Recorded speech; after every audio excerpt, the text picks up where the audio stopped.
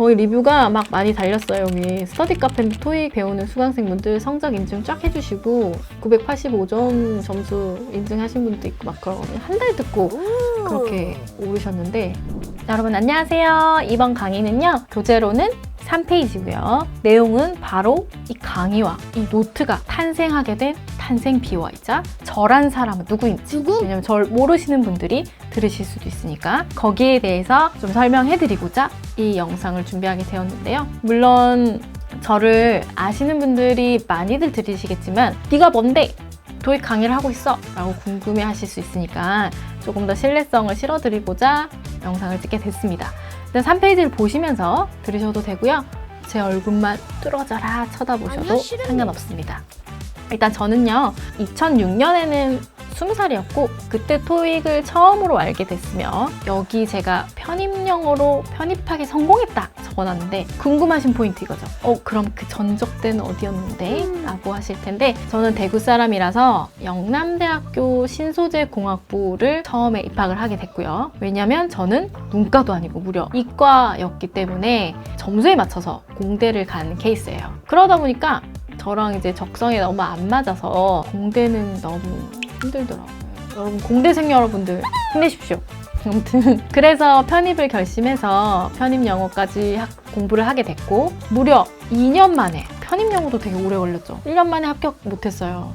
왜냐하면 저는 노력형이고 노력을 해야만 뭔가를 이루는 사람이라서 그렇기 때문에 저는 토익도 여러분의 마음을 아주 그냥 너무 잘 알 거예요. 왜냐면 제가 겪었던 몰랐던 포인트랑 여러분이 지금 모를 수 있는 포인트는 비슷할 거거든요. 저는 누구보다 한국 사람이고 외국에서 1년 어학연수는 하긴 했지만 아주 짧은 기간이었고 그래도 마인드는 영어를 못했던 사람의 그게 있어요. 그거라면 원래부터 언어적인 능력이 있는 사람과 노력해서 읽어낸 사람들은 궁금해하는 것도 사실 좀 다르거든요. 그런 부분들 여기 보시면 제가 토익 학원 다니기 전에 첫 점수가 645점이라고 나오죠. 연속해서 본 점수가 645점 3번이 찍혔고요. 편입 영어를 했음에도 불구하고 그렇게 합격했어도 편입 영어가 진짜 어렵거든요. 아마 제가 생각하기로는 대한민국에서 제일 어려운 영어 시험이 편입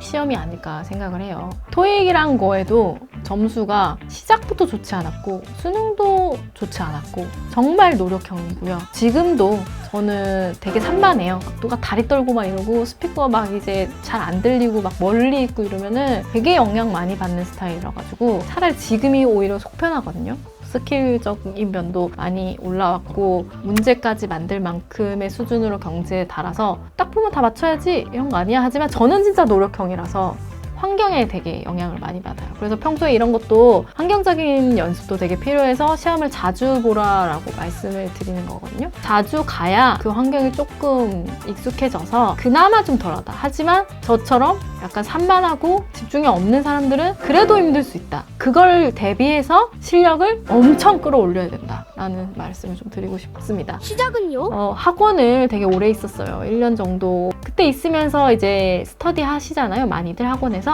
스터디 할 때요.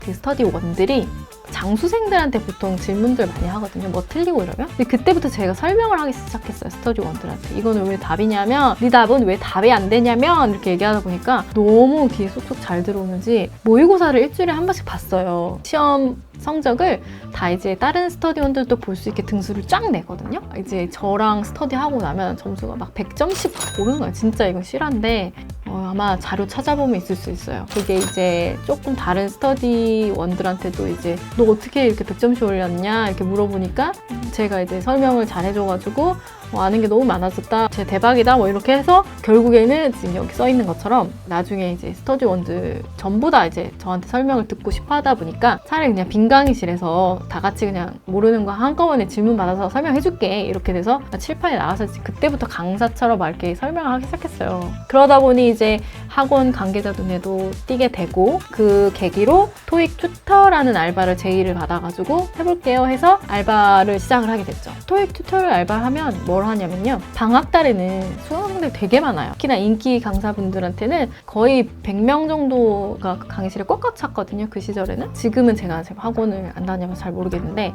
종합반 있잖아요. 오전에 수업하고 오후에 자습하고 이런데. 그런데 이제 자습 시간에 선생님들이 이제 질문을 안 받고 튜터 분들이 이제 질문을 받았거든요.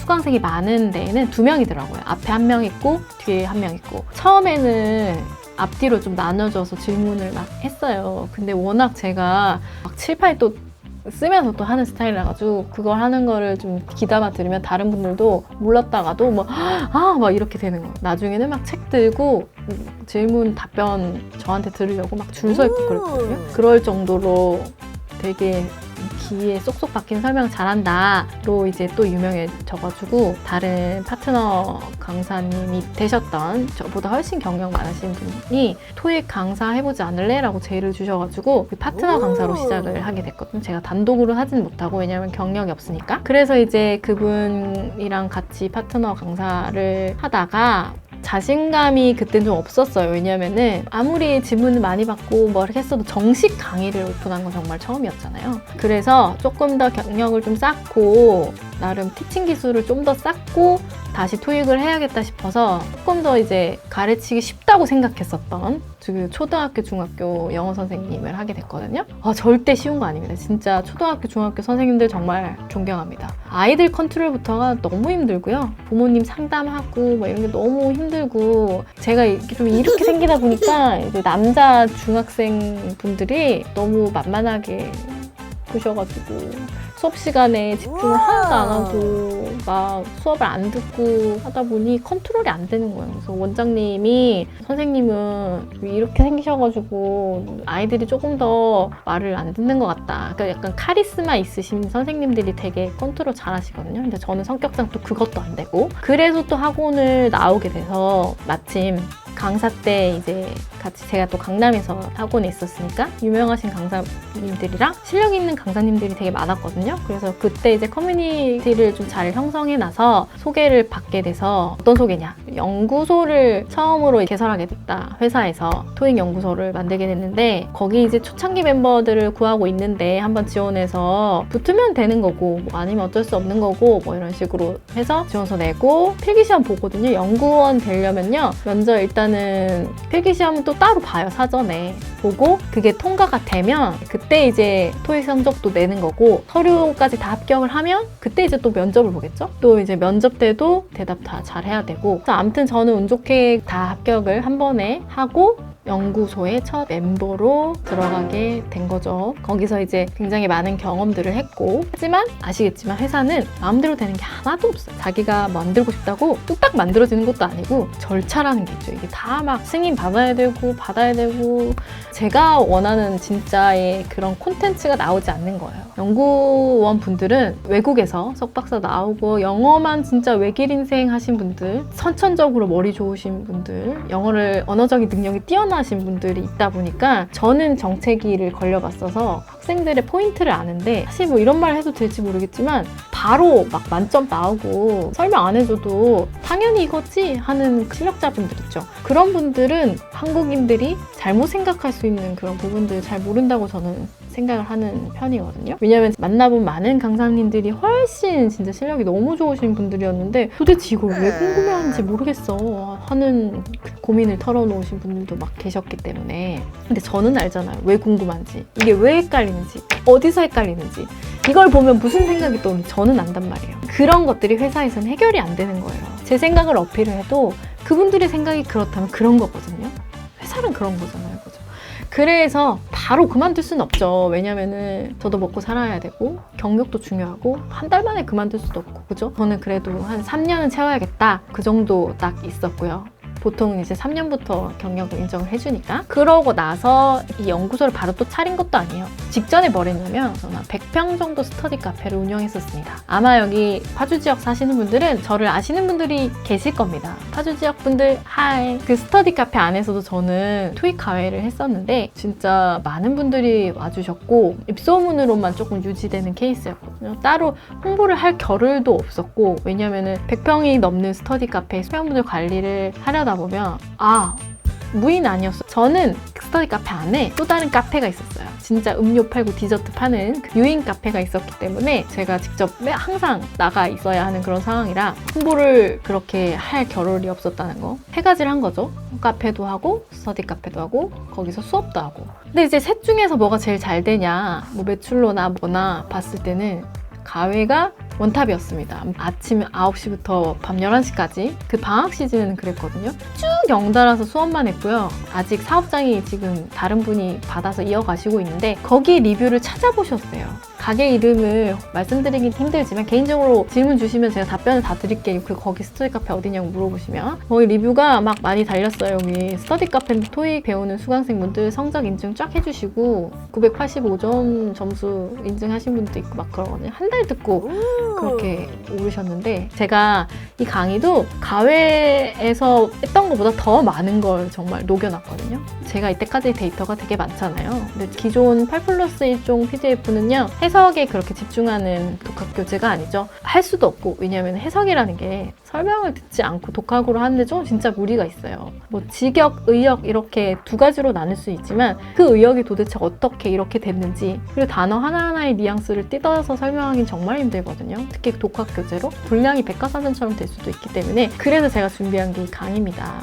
지금 그죠? 여기 적힌 얘기는 제가 스토리로 다 풀어드린 것 같아요. 예약금을 걸고 한 달 전부터 수업 예약을 할 정도로 되게 많이 바빴어요. 저는 좀 약간 아쉬운 그런 게 있죠. 가외는 인원수가 한정돼 있지만 인터넷 강의를 하면 더 많은 분들이 제 강의를 보실 수 있고 그 효과도 보실 수 있잖아요. 그러니까 돈을 쓸데없이 딴 데 낭비를 안 하셔도 되는 거니까. 그래서 그냥 난 토익만 해야겠다. 바로 이제 인강을 찍지는 않고 공부도 하고 까먹었던 것도 다시 되살리고 이런 시간이 필요했어요. 아시잖아요. 저는 노력형이라서 진짜 공부 안 하면 금방 까먹고요. 단어도 금방 날아가 버리고 이런 사람이거든요. 그러니까 그런 사람이 알려주는 노하우라면 여러분들한테 진짜 제대로 적용할 수 있어요. 제가 이제 700, 800, 900 그리고 900 초에서 중반에서 후반 다 겪어본 이 정체기, 풀 수 있는 방법 다 녹여놨습니다. 특히나 문법과 어휘랑 패러프레이징 모두 다 잡혀 있는데, 물론 제 그 8+1 교재로 보면 잡힐 거죠. 그런데도 불구하고 이게 해석이 너무 안 돼. 해설지를 보니까 내 해석이랑 너무 달라. 이게 왜 이렇게 해석하는 거야? 그리고 한 단어 가지고 이 해설지에는 이렇게 해석했고 이 해설지는 이렇게 해석했고 막 다 달라요. 같은 단어인데도 막 뜻이 여러 개잖아요. 그런 거 뉘앙스로 한 번에 설명이 됩니다. 그러면 왜 이렇게 의역이 될 수밖에 없는지 쫙 나오거든요. 정말 필요한 강의가 될 거고요. 다음 강의에서 어떤 식으로 강의를 할 건지 좀 더 자세하게 진짜 풀어드릴게요. 일단 이거 보셨으면 다음 강의에서 자, 그럼 너 어떻게 강의할래? 이거 꼭 듣고 다른 강의 수업을 시작을 한번 해보시는 게 어떨까요? 그럼 다음 영상에서 뵐게요.